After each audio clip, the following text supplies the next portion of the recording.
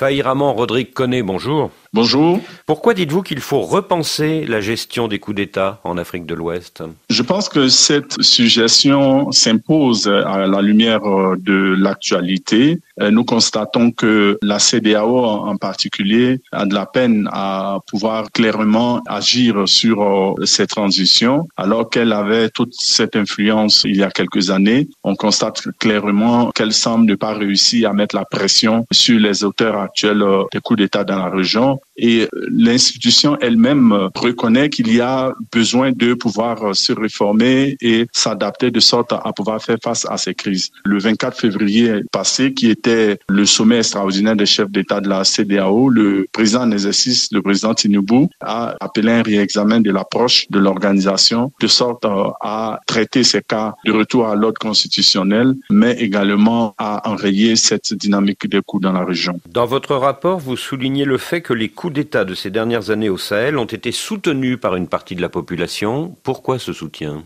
Oui, c'est quand même une spécificité de ces coups, cette mobilisation populaire. Mais nous pensons que la première raison essentielle, c'est les contre-performances des gouvernants en matière de gouvernance, mais également des scandales liés à la corruption. Donc, ce qui a justifié, ces populations ont vu dans l'émergence de ces régimes militaires comme une possibilité pour elles de pouvoir améliorer leur situation. Quelles sont, à votre avis, les raisons pour lesquelles la CEDEAO n'a pas réussi à contrer efficacement la menace terroriste ces 12 dernières années dans 3 de ses pays membres? Il faut dire que dans cette phase de la lutte contre le terrorisme dans la région, il y a eu plusieurs forces ad hoc qui ont été mises en place et qui ont affaibli son leadership. On va se rappeler par exemple de la force multinationale mixte qui a été mise en place en 2014 pour lutter contre Boko Haram, en 2015 de la mise en place du G5 Sahel et en 2017 de l'initiative d'Accra. Toutes ces forces ad hoc mises en place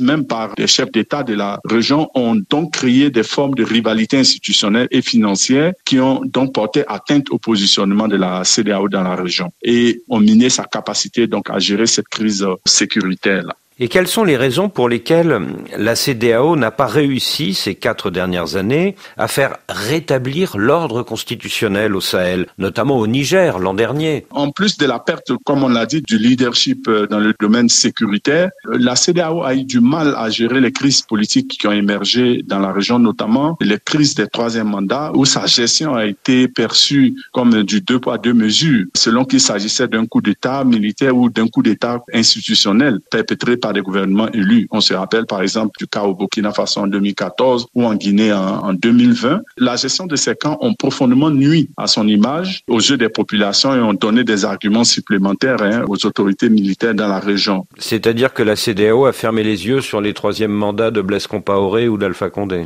Tout à fait. Et l'article 2 du protocole additionnel sur la démocratie et la bonne gouvernance de 2001 stipule clairement qu'aucune réforme substantielle de la loi électorale ne doit intervenir dans les 6 mois précédant les élections, sans qu'il y ait un consentement, un large consensus entre les acteurs politiques. C'est grâce à cette clause que la CEDEAO avait sanctionné le Niger en 2009, lorsque l'ancien président Mamadou Tchanda a forcé la modification de la Constitution à moins de 4 mois de son mandat. Donc, je pense que cela a fortement atteint l'image de la CEDEAO dans sa manière de gérer ces cas. Et deuxième point, c'est surtout la gestion des coûts qui a parfois entraîné une escalade non maîtrisée par l'organisation à travers l'application immédiate, par exemple, d'une batterie de sanctions politiques, économiques et financières sans précédent et la menace militaire. Donc, la batterie des sanctions n'a pas atteint l'objectif souhaité par la CEDEAO, qui était celui de faire plier les militaires. Bien au contraire, on va dire que les sanctions et la menace militaire qui a été brandie a été l'un des ferments du basculement de ces régimes dans une posture radicalement souverainiste. Et il faut en tirer forcément des leçons. Alors, dans votre rapport, vous écrivez que la CEDEAO devrait réviser son régime de sanctions à l'égard des auteurs de coups d'État. Est-ce à dire, Fahiraman Rodrigue Koné, qu'il faudrait supprimer les sanctions? Non, pas du tout. Les sanctions sont utiles et elles sont nécessaires. Il ne peut pas avoir de règles sans sanctions, sinon les règles n'auront pas de sens. Donc, nous préconisons davantage une révision du régime des sanctions pour le rendre plus clair et plus prévisible. Le fait qu'il y a eu de nombreux acteurs et observateurs à l'intérieur comme à l'extérieur de la CEDEAO qui ont découvert faire en même temps que tout le monde le régime des sanctions à la faveur de cette crise, c'est un indicateur de la nécessité de vulgariser davantage cet instrument et surtout d'en faire une référence dans le protocole additionnel sur la démocratie et la bonne gouvernance. Donc, un régime de sanctions pour nous réviser inclurait des critères d'application plus clairs tout en restant flexible et veillant surtout, et ça c'est important, à réduire autant que possible les effets sur les citoyens innocents de sorte à limiter un peu les effets nocifs et aussi d'adopter une posture plus systématisée et plus adaptée aux différents contextes. Aussi, on pense qu'il faut une prévisibilité dans la gradation des sanctions sur la base des critères objectifs et une clarification des déclencheurs des différents niveaux de sanctions pour que l'instrument soit beaucoup plus efficace. Voulez-vous dire que fermer les frontières avec le pays putschiste, comme cela a été fait au Mali en 2021 et au Niger en 2023, c'est une sanction trop lourde? C'est une sanction surtout sur laquelle tous les acteurs n'étaient pas totalement d'accord et qu'ensuite ces sanctions se sont appliquées dans un contexte particulier de pays qui sont frappés par une menace sécuritaire de longue date, où les populations déjà pauvres sont très vulnérables. Donc ce type de sanctions peuvent être contre-productives et on l'a vu, elles l'ont été, dans la mesure où elles ont plutôt renforcé l'assise populaire des militaires, dans la mesure où ces derniers se sont basés sur ces mesures-là pour accroître le sentiment patriotique et renforcer la posture souverainiste de l'État. Dans votre rapport, vous dites qu'une fois que le coup d'État est consommé, il faut que la CEDEAO reprenne langue avec le régime issu de ce coup d'État pour faire évoluer certains secteurs de la gouvernance dans le pays. Oui, c'est important. Nous proposons donc de changer le paradigme de gestion de cette transition en adoptant une approche plus pragmatique, plus constructive, qui consisterait à optimiser le résultat des transitions en s'intéressant à leur teneur et non pas seulement à leur durée. Donc, c'est de voir les transitions comme des moments propices à la mise en place de jalons visant à remédier les fragilités structurelles qui nourrissent cette instabilité chronique. Donc, dans cette perspective, nous recommandons des actions qui renforcent la stabilité de ces États en identifiant des domaines dans lesquels des avancées pourraient être enregistrées en dépit du contexte de rupture. Il convient de souligner qu'il ne s'agit pas d'encourager des transitions militaires longues, ni l'inclusion des militaires dans la sphère politique. Mais il s'agit de penser à des actions qui vont replacer ces États-là sur une trajectoire de stabilité plus durable. On sait par exemple que la réforme du secteur de sécurité est une réforme clé fondamentale dans les pays actuellement sous transition. Des actions par exemple qui renforceraient la neutralité de l'administration, sa dépolitisation sont des actions importantes. Mais de telles réformes, elles doivent être menées de façon inclusive, ce qui donnerait la chance d'instituer ces réformes dans la durée. Deuxième champ que nous avons identifié, pour nous, c'est d'investir dans des domaines civils prioritaires qui sont l'éducation, l'agriculture, des actions clés qui vont stabiliser ces pays-là à long terme. Alors vous dites qu'il faut professionnaliser l'armée dans les pays à coup d'État, un petit peu à l'image de l'armée sénégalaise, précisez-vous, mais n'est-ce pas une gageure quand c'est justement l'armée qui est au pouvoir ? Il y a des défis, il faut le reconnaître qu'il y a des défis importants et la fenêtre d'opportunité pour faire ces réformes s'est refermée. Pour l'instant, on ne sait pas si les longues transitions vont permettre de pouvoir stabiliser tout cela, mais nous l'identifions comme une des réformes importantes et parfois le fait que les militaires tiennent le leadership, cela peut être un désavantage, mais cela est une priorité qui, à notre avis, est essentielle pour les pays qui sont actuellement en transition et cela pourrait les stabiliser. Dans votre rapport, Faye Ramon-Rodrigue Koné, vous appelez la CEDEAO à renouer le dialogue avec ces régimes issus de coups d'État militaires, mais ces régimes, ils mettent en prison un certain nombre de figures de la société civile qui s'opposent à eux, ils interdisent les activités des partis politiques. Est-ce qu'un dialogue est encore possible avec des régimes aussi répressifs ?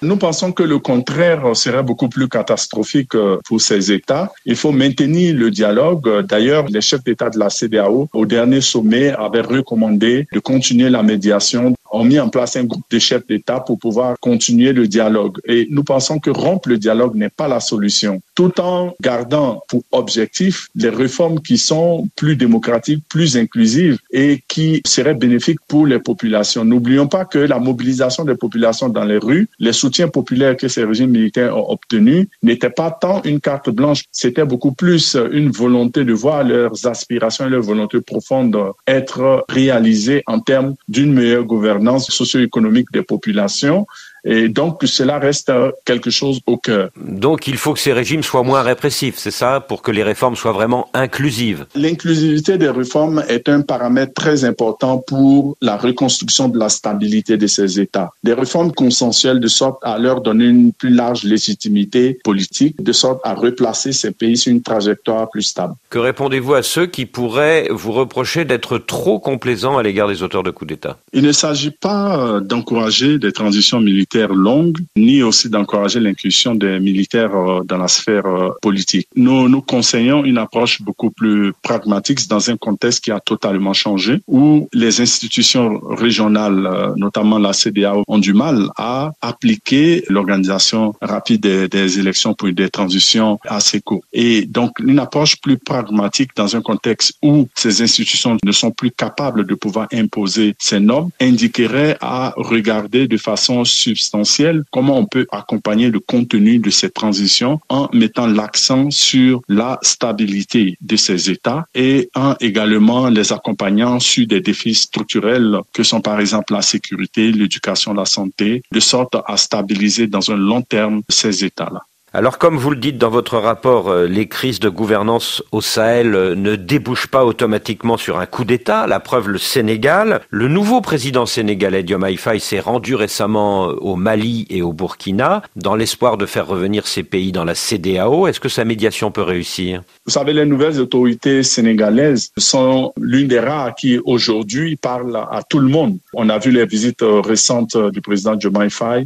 Donc, il a une posture consensuelle qui pourrait permettre donc de jouer le facilitateur de ce dialogue. Il n'entretient pas d'animosité avec les présidents en particulier. Et le président Diomaye Faye l'a clairement dit, l'idée n'est pas de renverser la CEDEAO, mais c'est de faire une réforme en interne dans une posture pro-intégration régionale. Et donc, à notre avis, tout cela donne quand même une certaine légitimité à continuer ce dialogue, même s'il y a d'énormes défis. Donc ce sommet de dimanche prochain à Abuja, en présence peut-être justement du président sénégalais, peut-être l'occasion d'un début de refondation de la CEDEAO? Il ne faut pas reposer l'ensemble du changement total de l'institution sur un seul président. Ce seraient des efforts collectifs. Et ces efforts collectifs, il faut une réforme à la fois des institutions, du modèle de fonctionnement de la CEDEAO, mais également de ses instruments, notamment de son protocole pour la gouvernance, d'une révision du régime des sanctions, des modalités d'usage de la force.